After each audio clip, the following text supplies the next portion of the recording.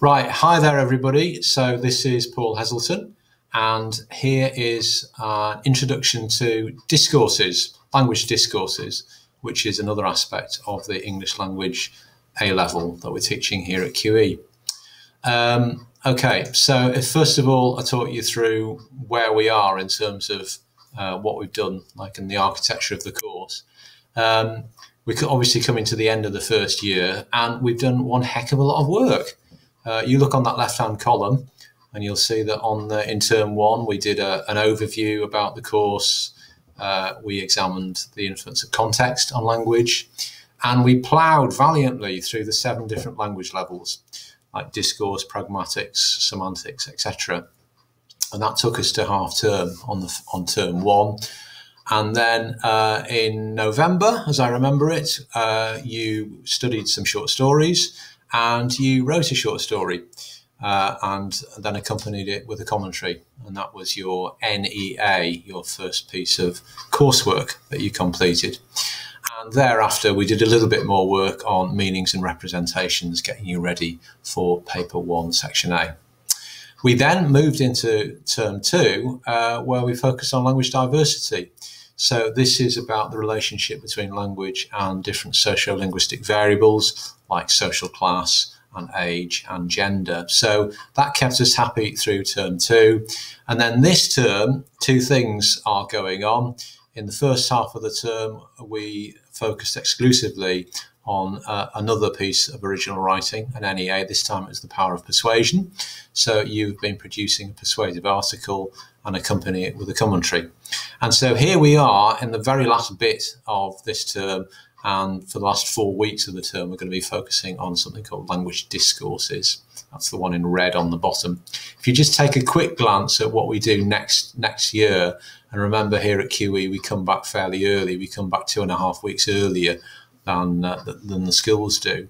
So when we come back in that first term, we get straight into CLD, which is children's language development, which for many students is like the best part of the course. It's the one that they enjoy most. So we look at the everyday miracle of how children acquire and develop speech, and we look at the development in children's literacy over time. So it's a fantastic part of the course.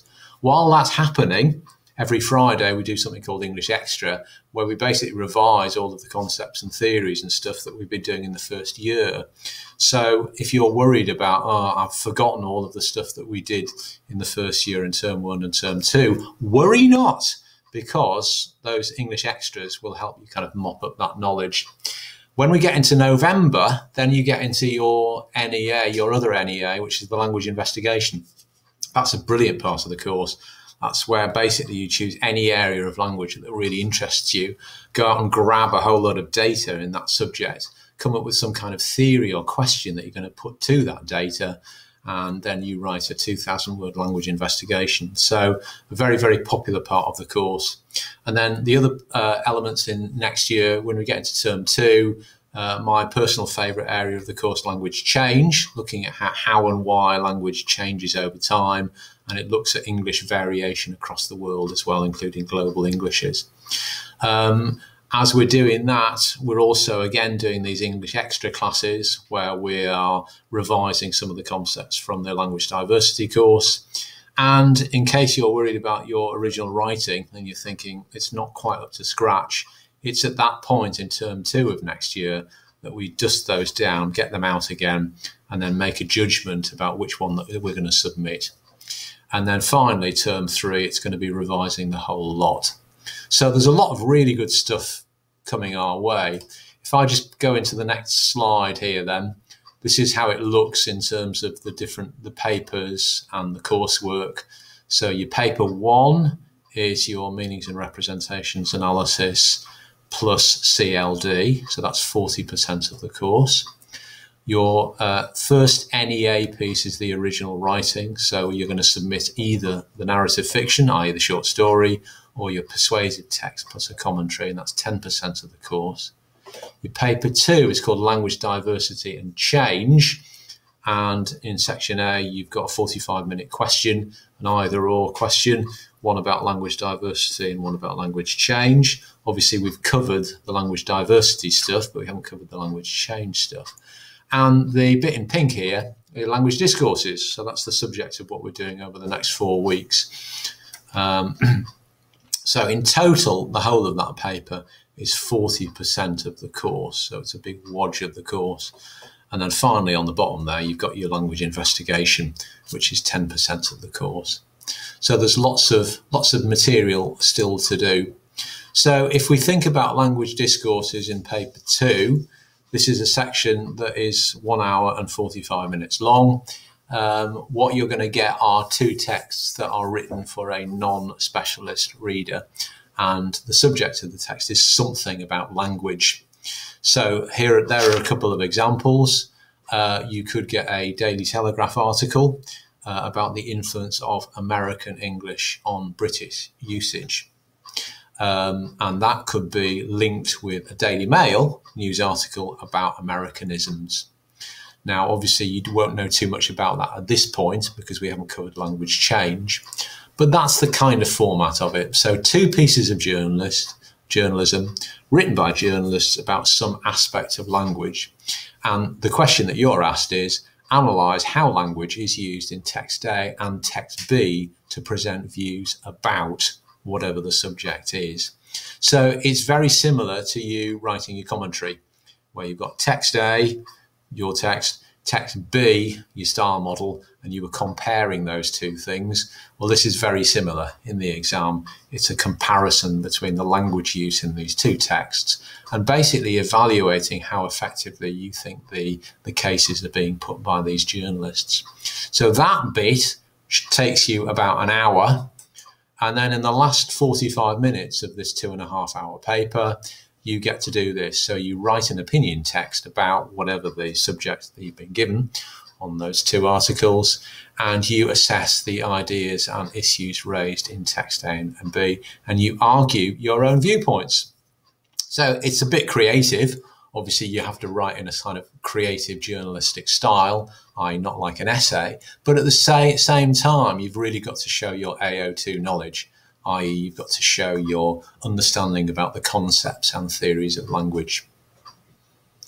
So the name of this part is discourse, and we need to start by thinking, well, what does that word mean?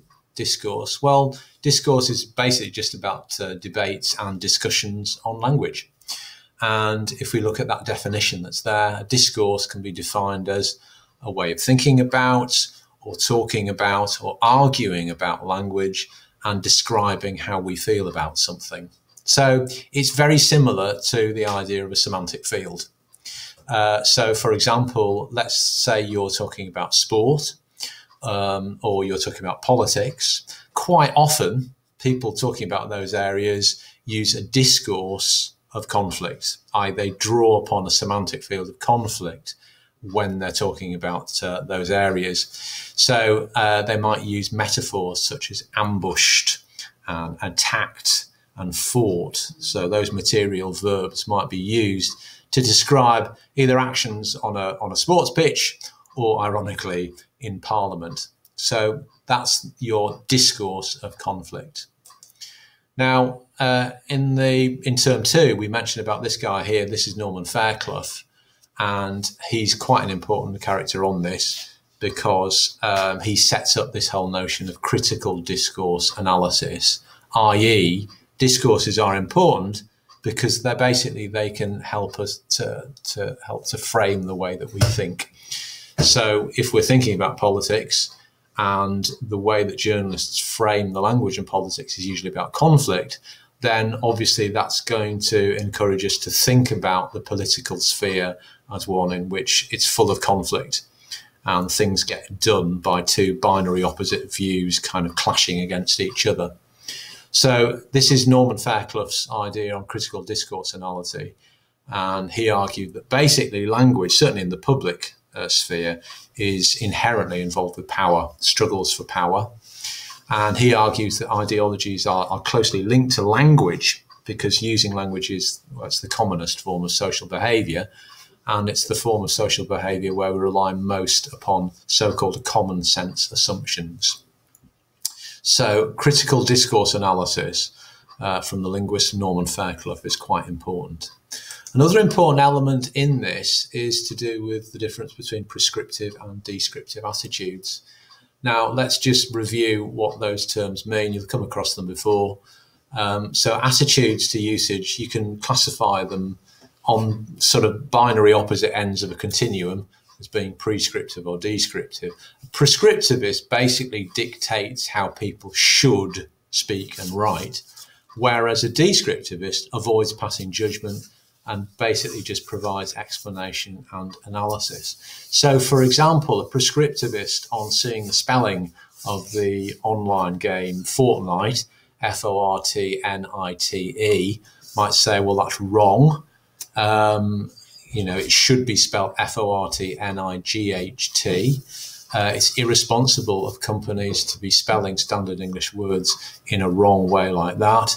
It's irresponsible because it's confusing people, especially youngsters, who might be told at Key Stage 2 for their SAT exams at school that they should be spelling Fortnite, Fortnight, but then here's a variant spelling of it on this video game, and therefore it's messing up the language, and people ought to, for clarity's sake, people ought to just stick to one spelling of something.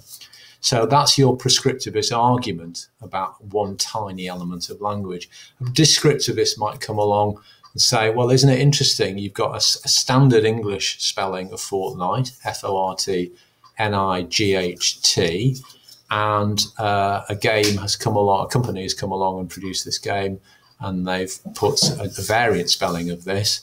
And presumably they've done this in order to draw attention to the game, because obviously in a crowded marketplace, it's important that the names draw attention to themselves. Perhaps it's a more logical form of spelling this word, because actually it's closer to the phonetics, like a phonetic spelling of the word. We don't pronounce the GHT on that word. We would have done in the medieval times when it would have been pronounced Fortnicht, but we don't do that anymore. So it's an interesting aspect of language change, and who knows, over time, maybe in 100 years' time, nobody may be spelling Fortnite GHT on the end. It might be spelled, NITE. So that's a descriptive viewpoint, trying to kind of provide an explanation as to how and why language changes. So essentially, according to the linguist Henry Hitchens, a prescriptivist is basically saying what ought to happen, and a descriptivist is saying, well, what does happen? And generally on this course, we tend to be descriptive rather than prescriptive, because overall it's a more interesting way of looking at language. So if we think about language discourse, here on this slide on the left-hand side, we've got all of these sort of classic kind of discourses that you often see threaded through all sorts of journalistic texts. So we have the discourse of decay, the idea that English is degenerating and declining over time. We have the discourse of purity, the idea that English over time is becoming more impure. We have conflict, the idea that there are two opposing arguments that are clashing with each other. We have the discourse of disease, the idea of infection, things getting worse, often through contact with other languages, other cultures, or things like technology, for example. And you also have the discourse of evolution, the idea that language is becoming more efficient over time as a response to the environment in which it's housed. So decay, purity, conflict, and disease are good examples of these discourses. I'm going to give you 30 seconds or so to look at the right-hand side. We've got some quotations there. What you need to do is link the red discourse on the left-hand side with the quotation on the right-hand side, because they've been jumbled up. So which of these quotations link to those overall discourses? Let me give you 30 seconds.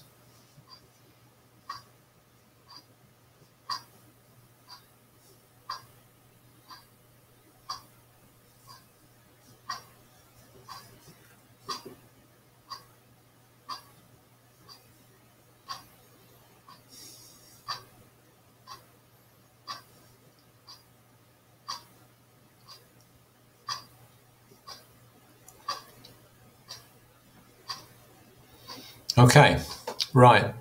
So I don't know what you've got on that, but these are how they equate. So decay is the idea of the English language like a crumbling castle, a once great building now on the verge of collapse. Purity, the discourse of purity. English has become polluted by ugly Americanisms. Conflict. Standard English is now in a state of war against the invaders. American English, online slang, and Jaffakan. Disease. English has been infected and weakened by text messaging and online abbreviations. And evolution. Languages can crossbreed in ways that species do not. So if you just break this down in terms of how language is being used in these areas to link with those discourses, first of all, we've got this notion of evolution. So languages can crossbreed in ways that species do not.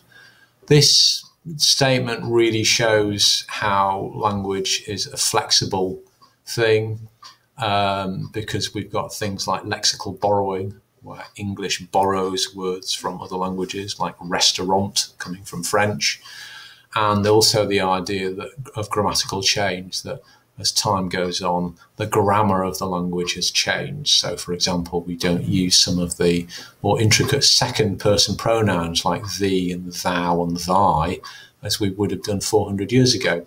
So new words come into the language, the grammar of the language changes over time, and basically this is a kind of descriptive viewpoint. Languages can crossbreed in a way that species do not. It shows the ability of the language to change over time.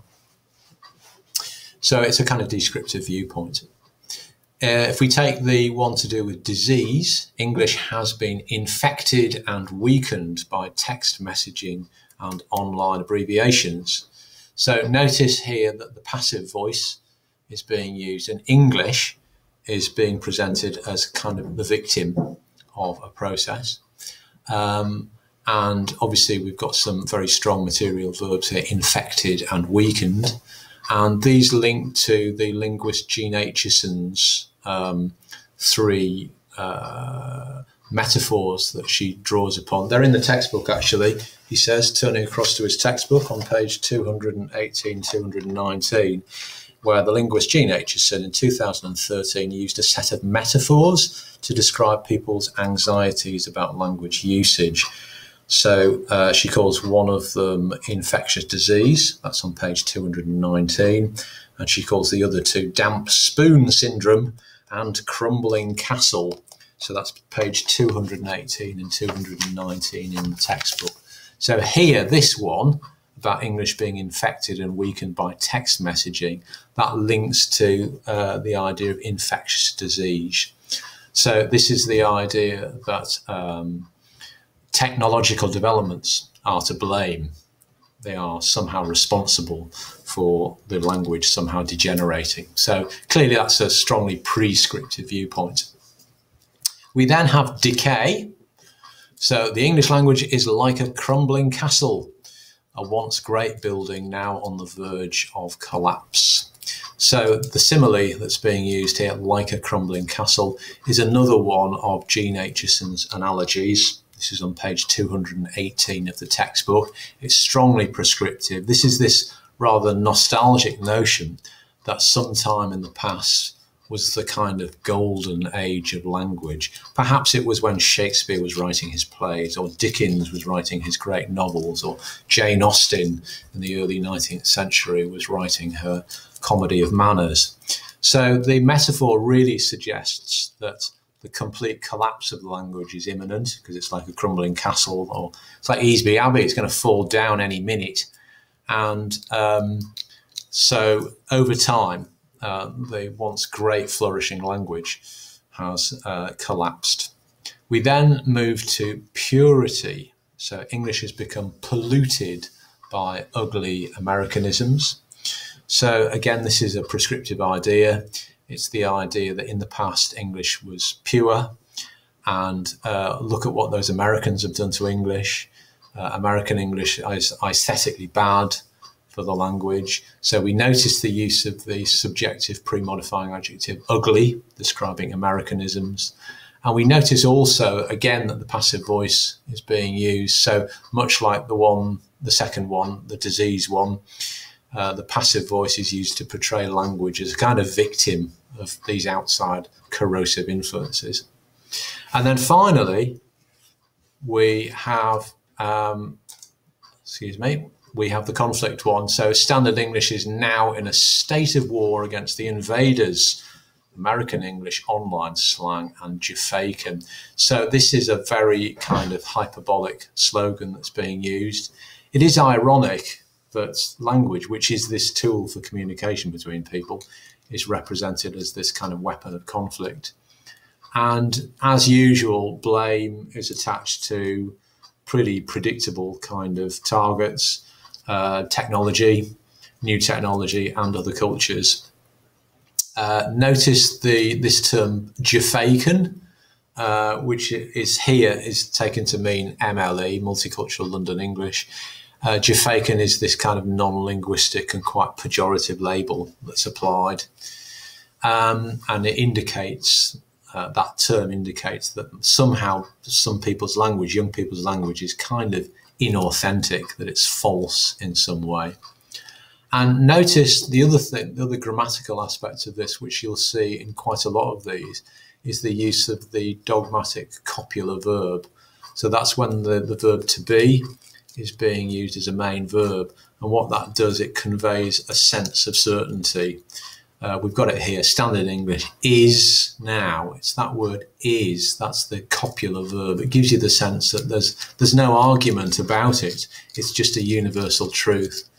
And similarly, when we look back on the decay one, the English language is like a crumbling castle. That also uses the copular verb too. So there are 5 good examples of how these discourses are shown through individual quotations. You need to be writing about those properly. So here's an example that Steph did. Languages can crossbreed in ways that species do not. So the declarative, so that's a grammatical point, the declarative uses a number of discourses to express conflicting views regarding the nature of language change and development. Firstly, the use of the metaphorical compound material verb crossbreed suggests a discourse of pollution, as it denotes something lacking purity. So the text producer's negative view of the way in which language can evolve is implicit, as the implied audience would arguably liken the verb to crossbreed dogs, which in comparison to purebred are often deemed inferior, thus creating the view that language is at risk of deterioration due to its susceptibility from other forms. So there's a really great example of how you take one of the quotations and you kind of deconstruct the language of it in order to show how the discourse is trying to make you, the reader, think and feel. So what you need to be doing is you need to be going back to all of those quotations on slide 9, and you need to be producing a lengthy paragraph like that, which draws upon your AO1 terms that you've learnt on the course so far, and to deconstruct how the language is being used to create those discourses. If we go on to the penultimate slide that we're going to be looking at for the time being, on the left-hand side here, we've got a collection of these very common discourse metaphors about language. We've already mentioned some of them, but there are some extra ones here. So correctness, this idea that language is either seen as right or wrong, correct or incorrect, in the same way I was talking about the spelling of the word fortnight. We have morality. This is the idea that language use is seen as being good or bad, and therefore its users, by implication, are often represented as being either good or bad people. We have conflict, which we've already talked about. We have decline. We have pollution. We have infection and disease. And another interesting and common one that you get is about invasion. And this is the idea that language is seen as under threat from outside forces. So if we look on the very last slide here, basically you need to be going back through those 5 questions, having completed the tasks on the slide and making notes in answer to those questions. So that completes this introduction to language discourses. Thanks very much.